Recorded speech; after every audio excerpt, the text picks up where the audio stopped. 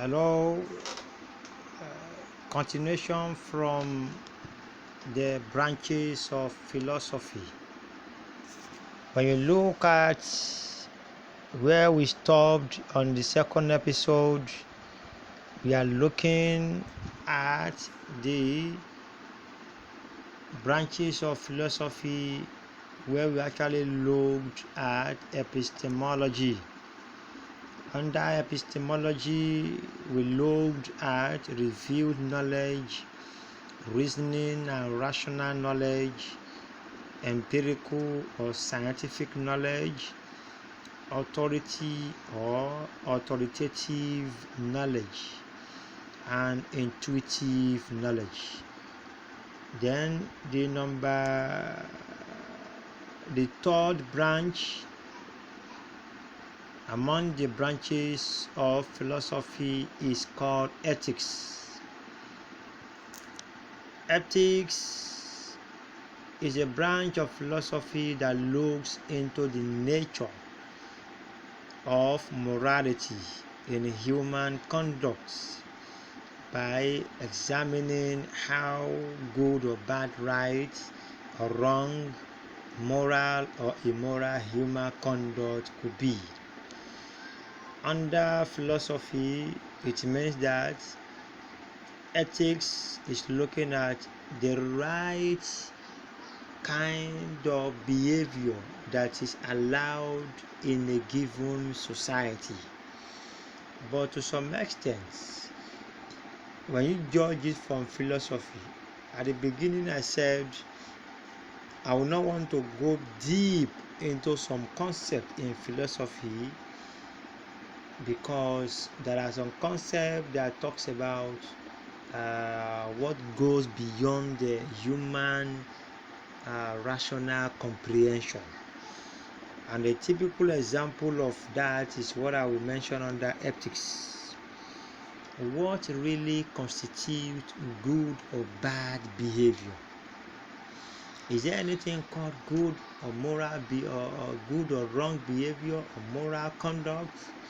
Or is there anything called immoral conduct or moral conduct?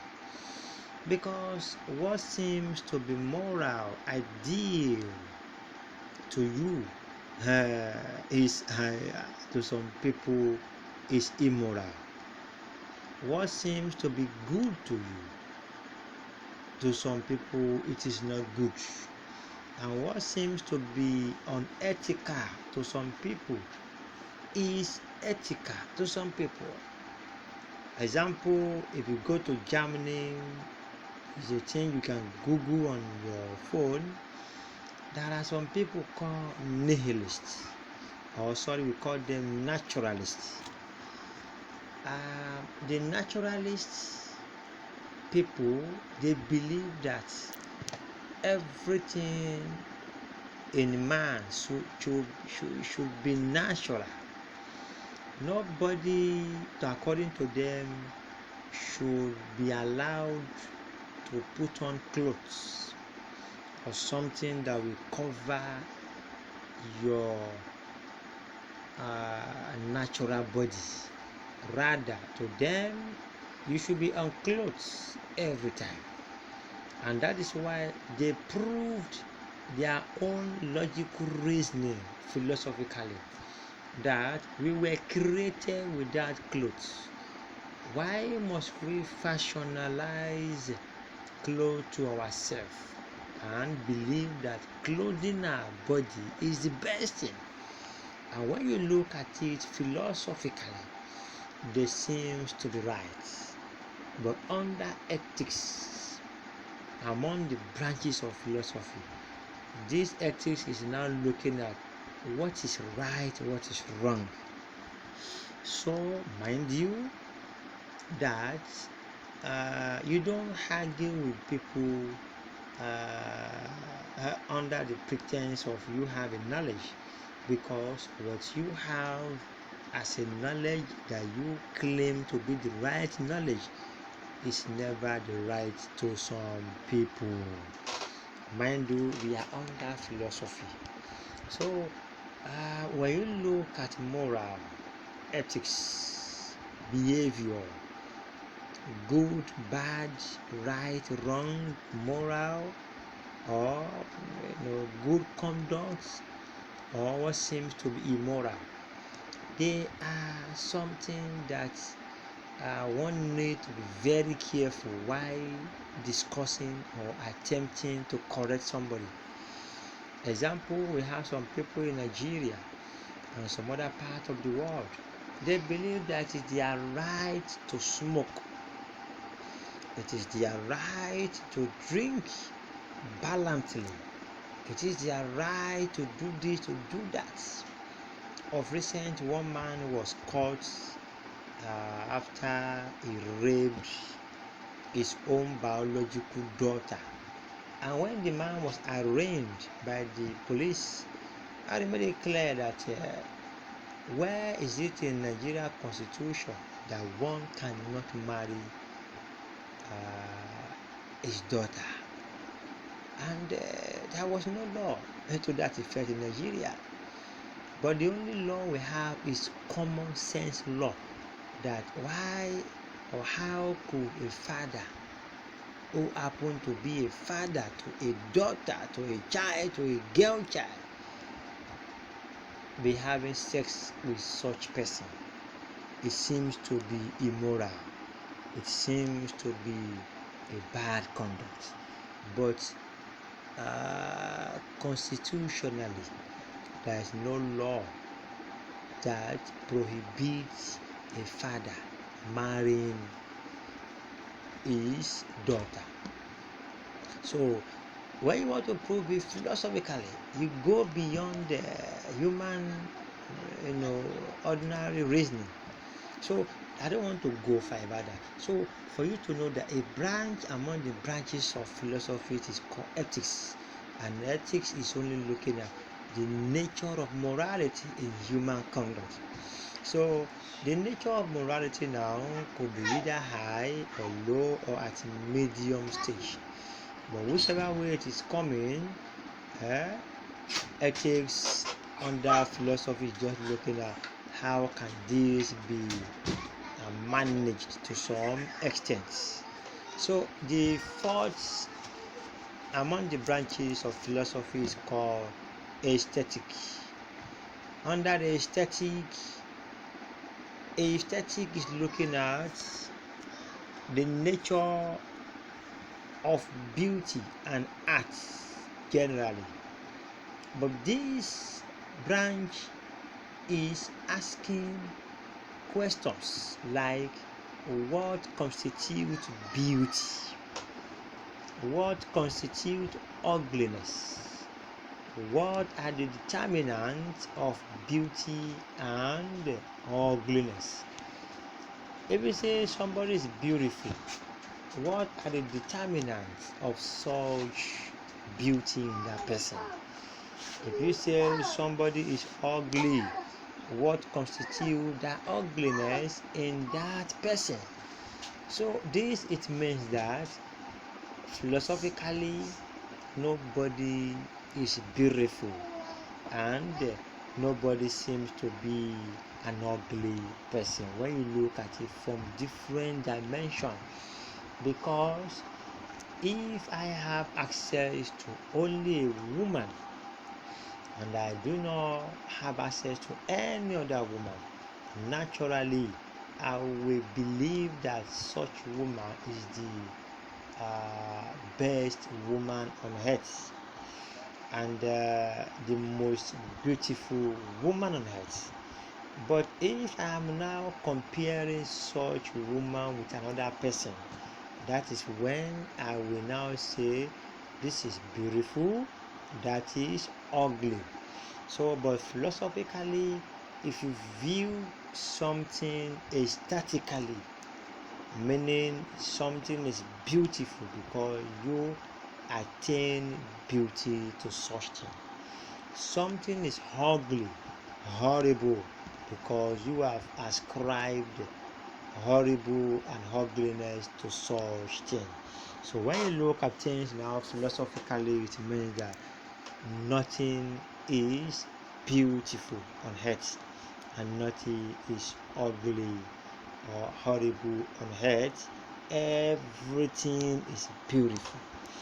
Everything is also horrible depending on the way you are looking at it. So that is on the philosophical realm. So another aspect of philosophy among the branches is called logic. Logic seems to be very wide among the branches of philosophy because it looks into many dimensions. So logic is a branch of philosophy that talks about reasoning and logical thinking. It measures correctness, incorrectness, soundness, weakness, and validity of arguments. So when you are looking at logic, you are looking at a branch among the branches of philosophy that talks solely about reasoning and thinking. Every mathematical approach solving or mathematical proofs, mathematical challenge, mathematical solutions, they are all under logic. You cannot solve a mathematical challenge without you applying some reasoning and thinking logically to such a problem. So under logic we have three dimensions. Number one is called deductive logic. Deductive logic is a classical approach to a traditional philosophical thought that is characterized by statements made up of major and minor, premise and the conclusion. What does it mean? It means that when we look at an example that Agoiwoye is in Ogun State, that is a major statement. Why Olabisi Onabanjo University is in Agoiwoye, that is a minor statement. When you now combine everything together, that gives you a kind of a conclusive statement that we call conclusion, meaning Olabisi Onabanjo University is in Ogun State. So when you look at this now, that statement is deductive statement in nature. Why? Because Agoiwoye can be found in Ogun State. That is the major statement. Why in Ogun State we have a university called Olabisi Onabanjo University. Where do we have Olabisi Onabanjo University? We have it in Agoiwoye. And where do we have Agoiwoye? We have Agoiwoye rightly in Ogun State. That make that statement to be a conclusive statement. So everything here is deductive logic. And another one under the logic is what we call inductive logic. This is the opposite of deductive because it moves from specific to general. This logic is not interested in the absolute certainty but in the accuracy of general possibilities. When you look at a typical example under this, you have Ade is stronger than Bose. Segun is stronger than Rose. This means that generally men are stronger than women. So when you look at that, are they falls under the category of men? Also, Bosse falls under the category of women. When you now put everything together, what that statement is saying is that inductively men are stronger than women. So, but when you want to fashionalize or fashion out men, you can now use a unit to represent men, meaning Ade is a unit under men, Bosse is a unit under women. When you now put it together, generally what you are looking at is that men are stronger than women logically. And the third one under the logic is called dialect logic. This is a method of reasoning that moves contradictions stand in the way of the truth, meaning it involves serious arguments as facts are reached through debates. The aspect of logic that brings about serious argument is called dialects, whereby it will bring many arguments, but that argument is tailing towards having the truth statements. And there are so many arguments under dialects, and which are proved beyond ordinary human thinking. But it's only that when you look at this aspect, you may not want to go deep into that because it will bring so many aspects of life that will touch about religion. And when you look at that example, in philosophy, some philosophers want to prove to the world that God, is it or is he? Do we use he or it for God? If we are using he for God, how do we know that God is a man? Because sometimes we use he for to represent male gender. So, and why haven't we been using she, either mistakenly or knowingly, for the supreme being? That brings so many arguments, but it's not something we need to talk about here, but just for you to know that dialect logic.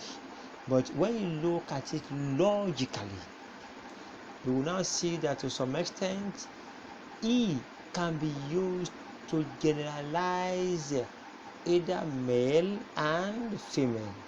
So when E is used, you either stand between being male or female. So, but sometimes when you use the word man there does not mean physical man. It does not mean Ade Shegun. It does not mean such name ascribed to a male gender. So we can ascribe man to mean generality of human race. So all sort of argument and whatsoever, but each argument will now lead to the truth at the end of each argument. So that is that under logic. But when we go to another aspect or some other branches of philosophy, we have philosophy of life, philosophy of politics, philosophy of business, philosophy of economics, philosophy of education, philosophy of human relation. We have African philosophy, and we have philosophy of society. These are other branches of philosophy that our series here may not cover.